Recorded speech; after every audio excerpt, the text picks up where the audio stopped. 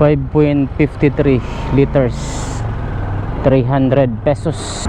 So nagpa full tank tayo doon sa Malaybalay City at hanggang dito sa Butuan ay mayroon itong 5.53 liters amounting to 300 pesos. Ampayon Central Elementary School. Dito sa junction ng Ampayon, kung magdiretso tayo, yan po yung daan papunta doon sa sentro ng Butuan City. So left turn lang po tayo dito at pupunta tayo doon sa direction ng Davao City. Ayan guys, oh, Ampayon, Butuan City. Sobrang traffic po doon sa city proper guys, lalo na dyan sa tulay ng Magsaysay Bridge. So dito tayo dadaan sa kabilang tulay, itong Makapagal Bridge ng Butuan City. So kung diretsuhin natin to guys, ay papunta ito sa direksyon ng Davao City at madadaanan dito ang Bayugan City, San Franz, Nabunturan, Tagum, papunta doon sa Davao City. Dito sa junction na to guys, kung magdiretso ka, papunta ito sa Davao City. So dito tayo dadaan papunta sa Bangkasi Airport. Kung galing kayo sa Davao or Surigao, ay dito kayo dadaan guys, kasi dahil napaka-traffic po doon sa kabilang kalsada.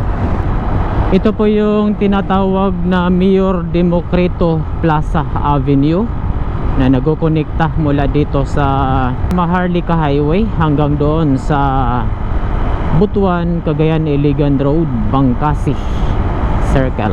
Kita nyo naman guys, napakaluwag po itong kalsada na ito compare doon sa kabila na sobrang traffic na po. So ito na po yung Makapagal Bridge na tinatawid itong Agusan River. So meron itong dalawang lane at meron ding pedestrian dyan sa gilid, at may pylon dyan sa gitna ng tulay. Ito po yung tinatawag na Makapagal Bridge. So doon po yung isang tulay guys, doon sa kabila, napaka-traffic po doon area. So dito kita nyo naman, napakaluwag po yung tulay na ito.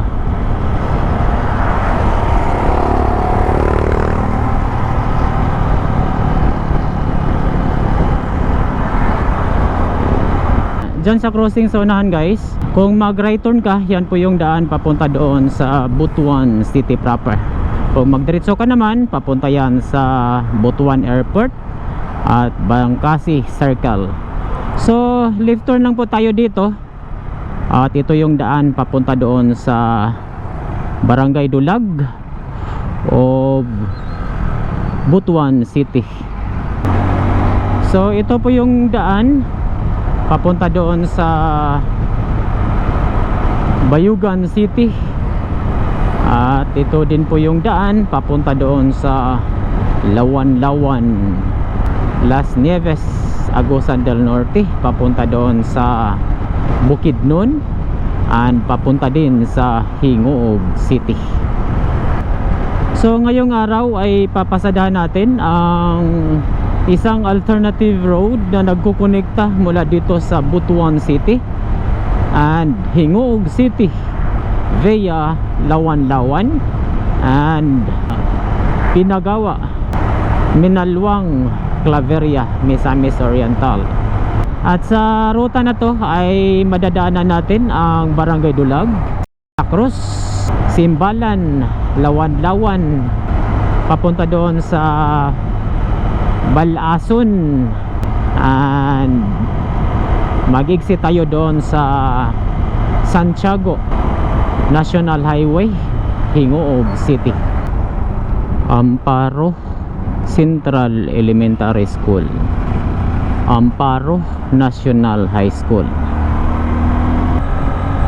Ma-demolish tong mga kabahayan dito dahil sa ginagawa nilang road widening. Yan o.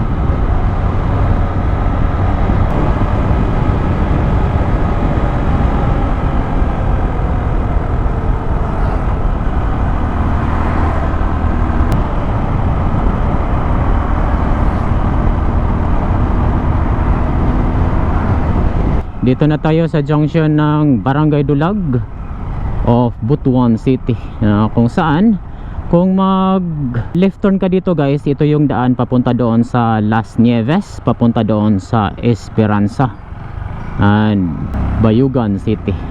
So right turn lang po tayo dito at ito yung daan papunta doon sa Simbalan of Buena Vista, Agusan del Norte and Lawan-Lawan, Las Nieves, Agusan del Norte. So kung ang biyahe nyo papunta doon sa Bayugan, doon kayo dadaan sa kabila guys. Dito na tayo sa Santa Cruz Elementary School.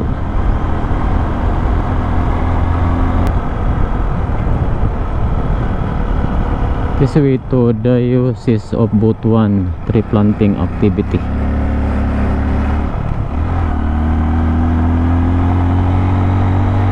Okay, comment ka guys kung saan punta yung daan na yun.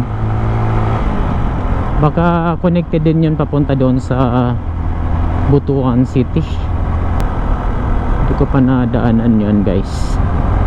Hindi ko pa nadaanan yung daan na yun. Wow, ganda doon guys oh. Ha, yan ang pupuntahan natin guys. Yung mga kabundukan na yan.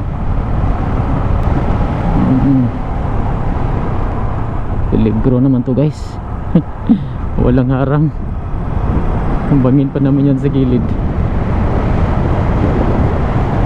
Oops. Dapat maganda yung brake ninyo dito guys, dahil napaka-peligro yung kalsada. Daming mga ano no, loggings yan, mga palkata tree yan, ginagawang plywood, papel and posporo. Maraming mga produkto na gawa ng palkata. Dito na tayo sa Kalaitan Elementary School. Ayan guys oh, Kalaitan Elementary School, South District, Butuan City.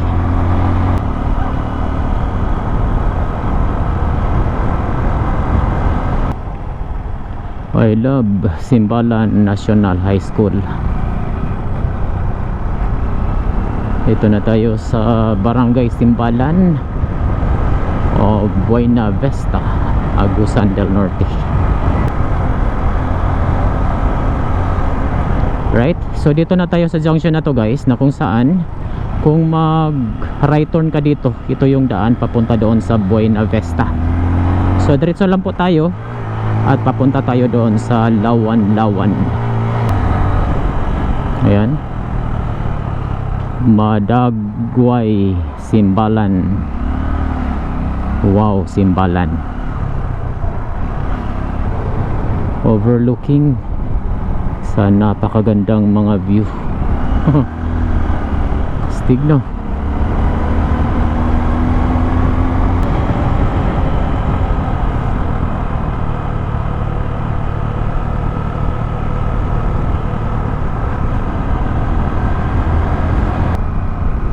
So meron silang ginagawang ano dito guys, nilagyan nila ng ano, tulay itong bahagi ng kalsada na ito. Ito yata yung na ano dati nasira na daan, nilagyan na nila ng riprap dyan sa baba. Dito guys oh, wow, Napakagandang mga tanawin dito guys. Wow, amazing.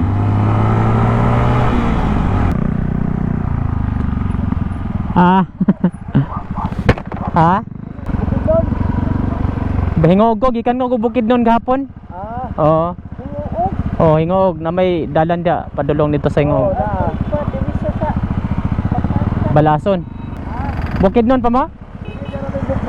Ah, Bukbukon. Ah. Sige. Amping, amping. Mayroon tayong followers na nakapansin sa atin guys. Taga dito lang din sa Bukbukon. Ingat kayo sa biyahe.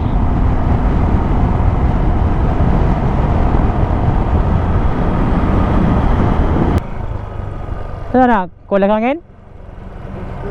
Ah, buslot. Pinog kulang hangin kay nakoy bomba diri unta. Ah.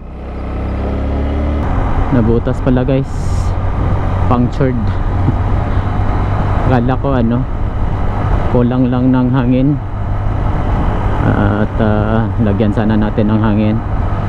Butas talaga. Kaya kailangan nila yung ipa-vulcanize. Dito na tayo sa Lekda Elementary School. Dito sa junction na to guys, kung mag left turn ka dyan, yan po yung daan papunta doon sa Kasiklan and papunta din sa Esperanza. So ang exit dyan papunta doon sa Lingayaw. So diretso lang po tayo at papunta tayo doon sa Eureka o Hingoog City. So mula naman doon sa Barangay Ampayon hanggang dito sa junction ng Lawan-Lawan ay mayroon itong 24 kilometers. Dito na tayo sa Lawan-Lawan National High School. Yan. Ito naman ang Lawan-Lawan Elementary School. Wow, napakaganda naman dito guys. Oh, dan tayo dito. Napakagandang mga tanawin dito banda guys. Amazing.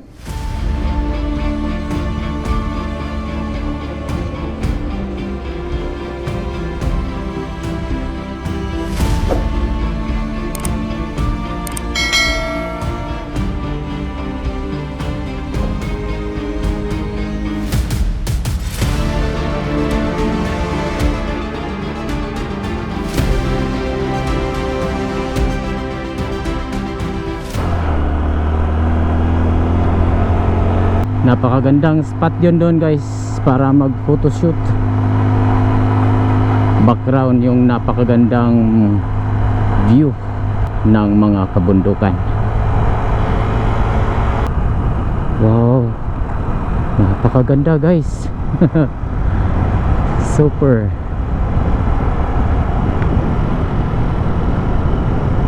Oops, tubig.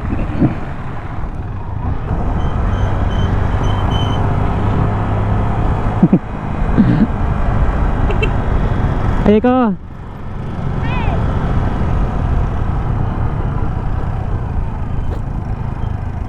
Tagasa mo? Pasiklan.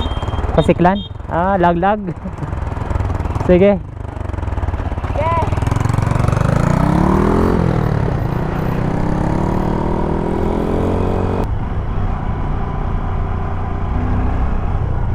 Wow. Ah. Grabe kaganda. Super sa ganda. Wow. Anas Advance Post, Sitio Anas.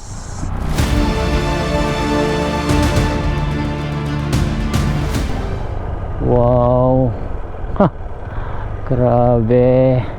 Apakagandang mga tanawin. Tapos doon tayo dadaan guys, oh. Sa baba na yan, yung kalsada, paikis-ikis papunta doon.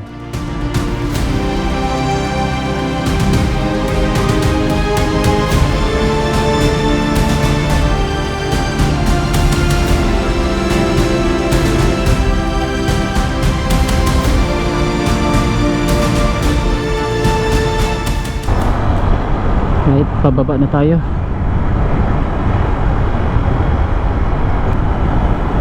Oh, dito na naman ang gandang spot.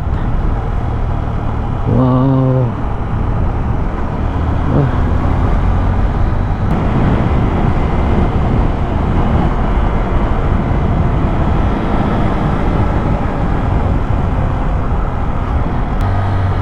Oh. Napakaganda.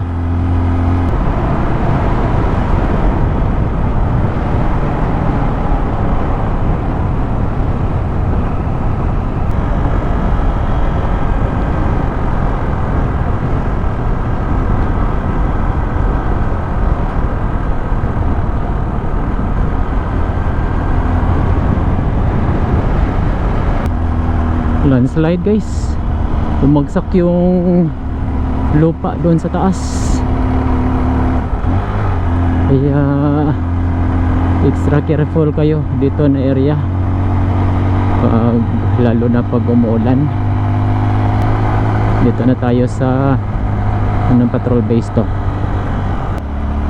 Kipunay Patrol Base. Dito na tayo sa Impaluhod Elementary School. Kadalasan talaga dito gawa sa kahoy, dahil kita nyo naman napalibutan ito ng mga punong kahoy ang area na ito. Bira ka lang makita ng gawa ng simento, kadalasan ay gawa sa kahoy.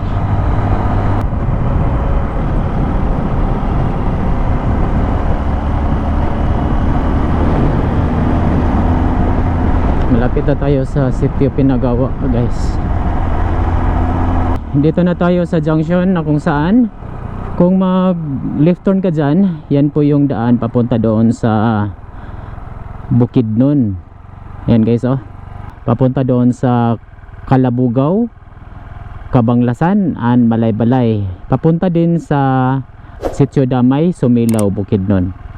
Dito yan sa Sitio Pinagawa, Barangay Minalawang, Claveria, Misamis Oriental. So diretso lang po tayo guys, at papunta tayo doon sa Hingoog City. Mula doon sa Barangay Ampayon hanggang dito sa Sitio Pinagawa ay mayroon itong 61 kilometers. At may part na dito na rough road. So simentado na naman, maliit na portion lang yung rough road.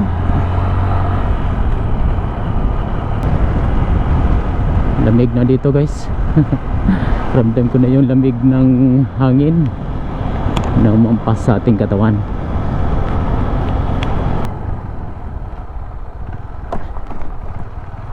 Mga maliliit na portion lang to guys, ito mga rough road dito.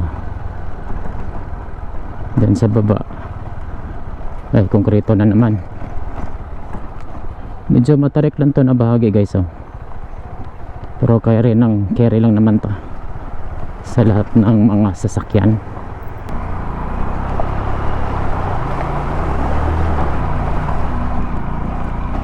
Mababaw lang, spillway.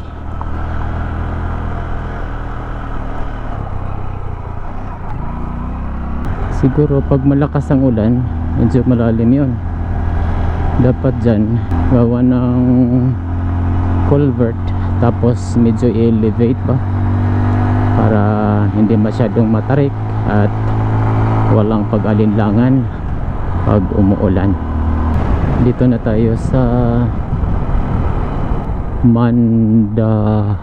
Mandalawat Elementary School.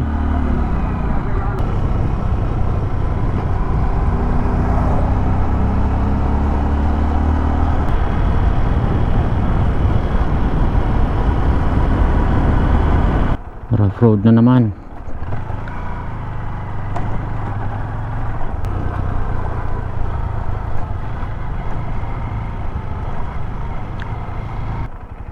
Wow, grabe kaganda guys, no? Pababa na tayo guys dito sa napakahirap na kalsada na to. Di pa rin pala natapos to.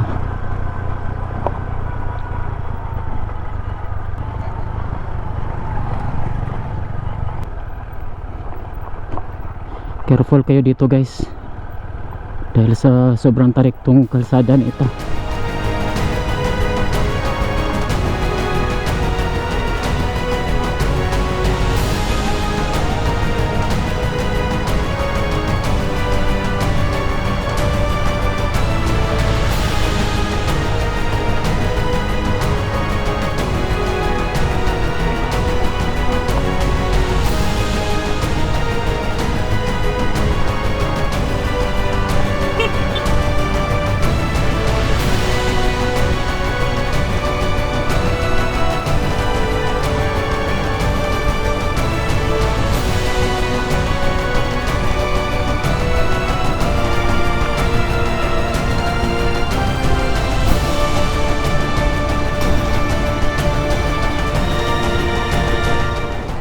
May bao-bao pala dito guys. Kaya pala ng bao-bao. Kinaya to ng sniper ko dati guys. Balikan yun.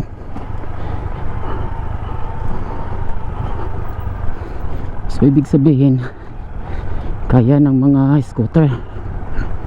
Dandahan lang ba? So kaya pala ng maliit na sasakyan guys, oh.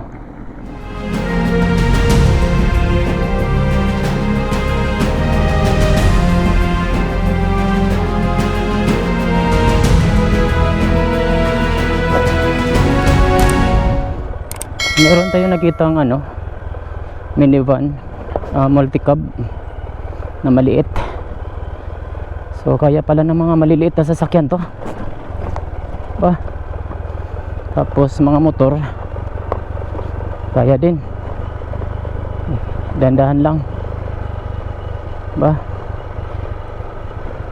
Mag gravel naman siya guys, kaya hindi masyadong problema.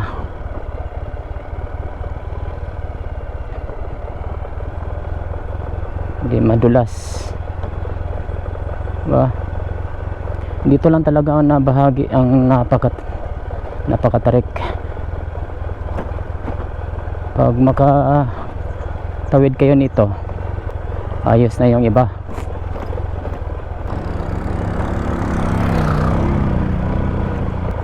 Dapat bigayan lang kasi nahihirapan din yung paangat. At magbigay lang tayo kung saan sila komportable. Minsan pupunta tayo sa kabilang lane, sila naman ang magbigay. Minsan naman sila yung pumunta sa ating lane, tayo naman ang magbigay. Lalo na kung sa tingin natin ay sila yung nahihirapan. So sa mga sitwasyon na gaya nito ay hindi na applicable yung nakasanayan. Ang applicable dito kung sa tingin mo kung ano yung mas nakakabuti sa bawat isa sa inyo ay dapat ibigay. Kung hindi maagapan, hihinto ka na lang. Yan ang the best kaysa makadisgrasya ka or ikaw ang madisgrasya. Right, dito na tayo sa baba at safe naman po tayo nakababa sa matarik na bahaging kalsada na yon. Akala ko na umpisa na tong masiminto eh, dahil dati puspusan yung paggawa nila dito. Ngayon bumalik na naman sa malaking bato dahil sa palaging unuulan, kaya bumalik na naman sa dating problema. Dito na tayo sa Mamato Bridge. Alright, safe na tayo guys na makarating sa Hingoog City. Sana umpisa na yung pagsimento kahit dyan lang muna, para hindi na mahihirapan yung mga motorista na dadaan sa alternative road na ito. Nasa around 3 kilometers din yung rough road na ating dinadaanan, diba? Magkasing haba lang sila doon malapit sa Magawa Bridge.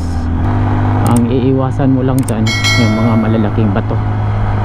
Doon kailangan mo talagang focus sa iyong dadaanan, dahil maliit na portion lang ng kalsada ang pwede mong madaanan, at kung umuulan, yun, napakahirap yung area na yun.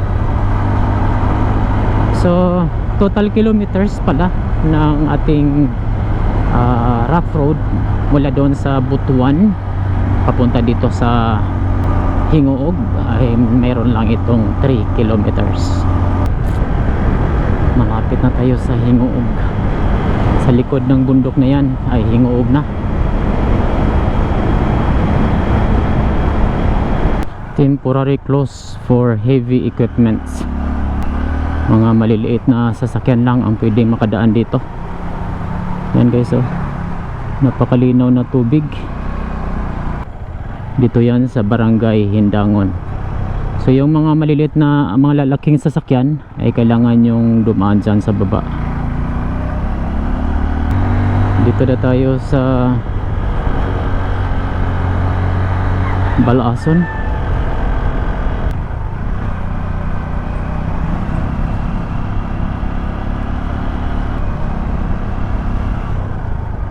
Balason Central School. Yan, nasa gitna talaga yung poste, hindi pa natanggal.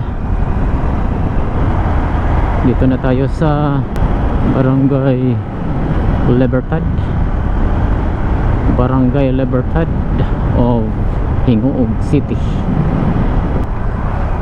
Ongoing yung pagpapalit nito mula Provincial Road papuntang National Road. Pinabaklas nila yung lumang kalsada, pinalitan nila ng malaki.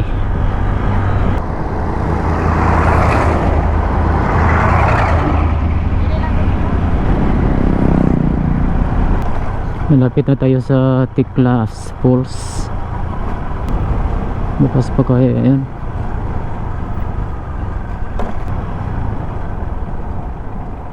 Tiklas Falls temporarily closed. No trespassing. Okay, close ang Tiklas Falls.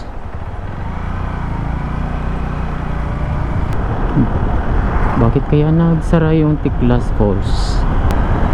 Pero hindi pa naman pumapunta yan dati dyan. Libon Elementary School.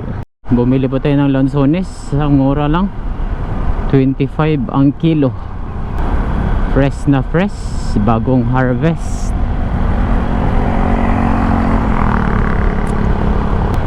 Sarap talagang tumira dito, no? Mura mga bilihin. Recap lang po ng ating biyahe ngayong araw. Mula doon sa Barangay Ampayon hanggang dyan sa Sitio Pinagawa of Minalwang, Claveria, Misamis Oriental, ay konkreto po yung kalsada dyan guys. Mula naman sa Sitio Pinagawa hanggang dito sa Hingoog City ay mayroon yung around 3 kilometers na rough road. extra careful lang po kayo dyan guys, dahil medyo delikado po yung pagka rough road niya, matarik at may maraming malalaking bato.